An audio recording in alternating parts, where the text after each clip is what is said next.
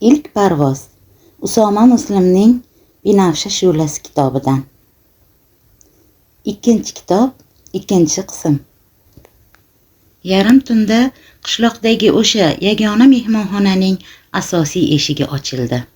Yuzlaridan baxt, saodat alomatlari balqib turgan xonim xuddi qumda yo'rtib yugurayotgan tulpordek yengil qadamlar bilan shirin ovozda xirgoyi qilib kirib keldi. Qabulxonadagi xonim uni ko'rishi bilan nimtabassum qildi. Xush kelibsiz Maryam xonim, go'zal qishlog'imiz yoqdimi? Bugungi kun qanday o'tdi? Juda zo'r o'tdi. Kutganimdan ham a'lo. Men baxtliman. Buni eshitganimdan xursandman. Lekin baxtim hali to'kis bo'lmadi. Bir ish chala qoldi. Shuning hal bo'lishini intiqlik bilan kutyapman. Sizga qanday yordamim tegishi mumkin? Duo qilsangiz kifoya. Xonim jilmaydi. Orzularingiz ro'yobga chiqishini tilab qolaman. Maryam unga tabassum qildi.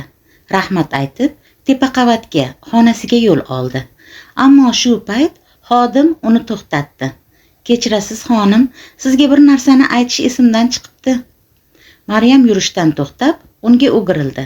Nimani? Xodim oldidagi tortmadan bir varaq qog'oz oldi. Yo'qligingizda sizga qo'ng'iroq qilishgandi. Kim ekan? Xodim varaqdagi yozuvga diqqat bilan qaradi. Janob Najim. Maryam hayron bo'ldi. Bunday odamni tanimayman. Nega qo'ng'iroq qilgan ekan? Siz bilan ko'rishmoqchi ekan. Ertaga ertalab shu yerga kelarkan. Maryamning taajjubi ziyoda bo'ldi. Shu yerga kelarkan? Mayli, yaxshi. Xonim, mehmonlaringizni orqa tarafdagi qahvaxonada ham kutib olsangiz bo'ladi. Manzarasi ham chiroyli, ovqatlari ham yaxshi. Maryam xodimga yana rahmat aytib, xonasi tomon ketdi. Maryam erta tongda uyg'onib, odatiga binoan issiq dush qabul qildi. Hammomdan chiqib, karavot chetiga o'tirdi. Oppoq sochiq bilan sochlarini qurita boshladi. Shu payt xona eshigining ostida yotgan qog'ozga ko'zi tushib qoldi. O'rnidan turib borib, qog'ozni oldi. Unda shunday deb yozilgan ekan. Xayrli tong Maryam xonim, mehmoningiz sizni qahvaxonada kutyapti. Mehmonxona ma'muriyati. Maryam qog'ozni buklab, labining chekkasiga bosgancha bir necha soniya o'yga toldi. So'ngra tezda kiyinib, birinchi qavatga, qabulxonaga tushdi. Qabulxona xodimi doimgidek uni samimiy qarshi oldi. Xayrli tong, yaxshi yotib turdingizmi xonim? Rahmat, har doimgidek ajoyib dam oldim. Xursandman, dedi xodim jilmayib. Qahvaxonaga qayerdan borilar edi? Xodim biroz egilib, kafti bilan qabulxona yonidagi eshikka ishora qildi. Mana shu yerdan kirasiz. Mehmoningiz 1 soatdan beri kutib o'tiribdi. 1 soatdan beri? Nega kelgan zahot uyg'otmadinglar? So'radi Maryam hayron bo'lib. Xodim qaddini rostlab javob qaytardi. Mehmoningizni o'zi iltimos qildi. Bezovta qilmanglar dedi. Shuning uchun yozma shaklda yetkazish bilan cheklandik. Tushunarli, rahmat sizga. Maryam shunday deb qahvaxonaga olib boradigan eshik tomon yurdi. Eshikdan chiqib, keng ayvondagi qahvaxonaga yo'l oldi. Qahvaxona kenggina, stullar chiroyli qilib terilgan, atrofi esa ko'z yetar joyga qadar yam-yashil o'tloq edi. Maryamning nigohi chetroqda, odamlardan xoli joydagi stulda o'tirgan kishiga tushdi. U mehmonning oldiga borib salomlashdi. Xayrli tong. Yosh kattaroq erkak o'rnidan turib, xonimni qarshiladi. Maryam xonim sizmisiz? Ha, men. Siz ustoz Najibmisiz? Najib kulimsiradi. Yo'q, ustoz emasman, Najibning o'zi. Tanishganimdan xursandman, janob Najib. Men ham Maryam xonim. Maryam Najibning ro'parasidagi stulga o'tirdi. Siz kim bo'lasiz? Men bilan nima haqida gaplashmoqchi edingiz? Najib joyiga qaytib o'tirdi. Men siz bilan gaplashmoqchi bo'lgan mavzu mendan ko'ra sizga ko'proq taalluqli. Men sizni birinchi marta ko'rib turgan bo'lsam, oramizda sizga yoki menga taalluqli mavzu bormi? Borda. Roziga nima taklif qilyapsiz? Asl niyatingiz nima o'zi? Najib savol berib, Maryamning ko'zlariga qattiq tikildi. Maryam ajablanib hayrat aralash ohangda so'radi. Rozi kim? Hali ismini ham bilmaysizmi? G'alati-ku. Janob Najib, iltimos, ochiqroq gapirsangiz. Rozi deb kimni aytyapsiz? Najib cho'ntagidan kumush zanjirni chiqarib, stol ustiga, xonimning qarshisiga qo'ydi. U mening o'g'lim. Siz mening ayolimga Rozini ishga olmoqchi ekaningizni aytibsiz-ku. Maryam bu gapni eshitib esankirab qoldi. Yuzi birdan o'zgarib, nima deyishni bilmay turgan edi. Baxtiga ularning suhbatini ofitsiant bo'lib qo'ydi. Kamtarona qahvaxonamizga xush kelibsizlar. Biror narsa aytasizlarmi? Najib qisqagina javob berdi. Qora qahva, shakarsiz. Ofitsiant parishonxotir bo'lib o'tirgan Maryamga yuzlandi. Sizgachi, xonim? Maryam shu darajada o'ylanib qolgan ediki, ofitsiantning gapidan o'ziga kelib, unga hayron qaradi. Nima? Ofitsiant iljayib savolni qaytardi. Biror narsa aytasizmi, deyapman. Ha, asal qo'shilgan choy bormi? Ofitsiant biroz boshini egdi. Xo'p bo'ladi. Ofitsiant ketgan bo'lsa ham Maryam nima qilishini, nima deyishini bilmas. Sarosimaga tushib qolgani shundoqqina sezilib turardi. Najib uning ahvolini ko'rib, o'zi gap boshladi. Xavotir olmang, men bu yerga xotinimga o'xshab sizga dakki bergani kelganim yo'q.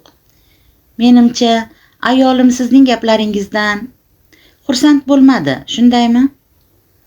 Maryam uning gapini tasdiqlab bosh silkidi. Men bu yerga shuning uchun keldim. Siz bilan kelishib olmoqchiman. Kelishib? Nima haqida?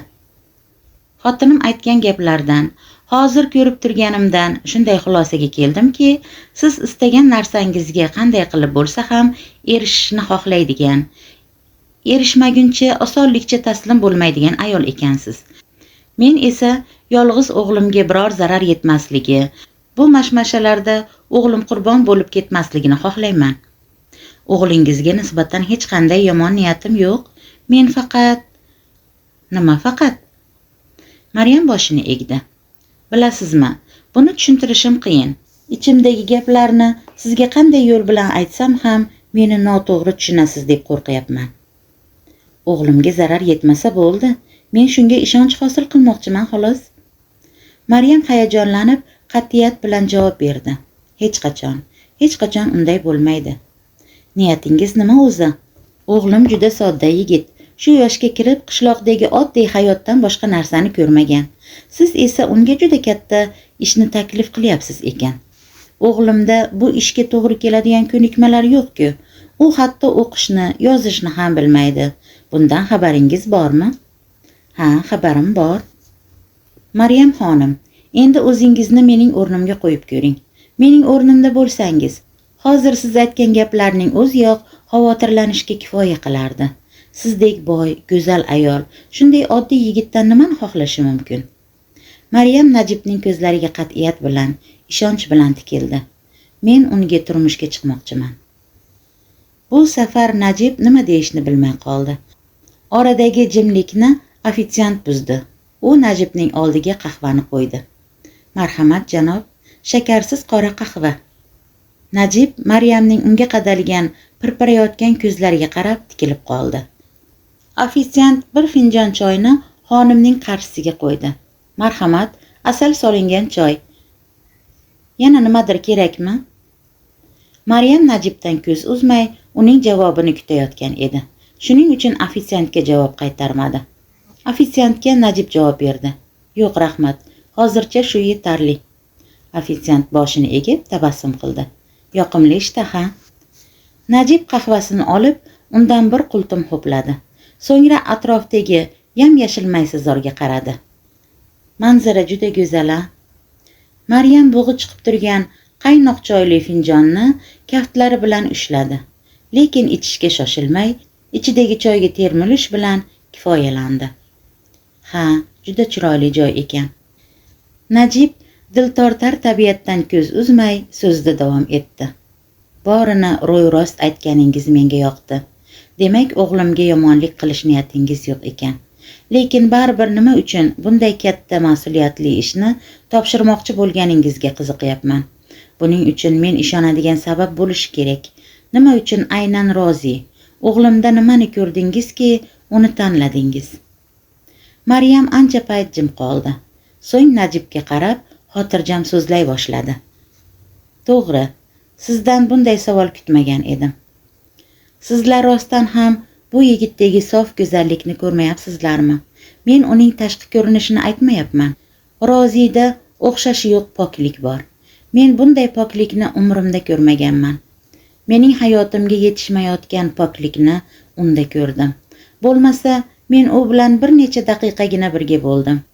Lekin shuning o'zidayoq men allaqachon qanday bo'lishini unutib yuborgan baxt saodatni kiritdi.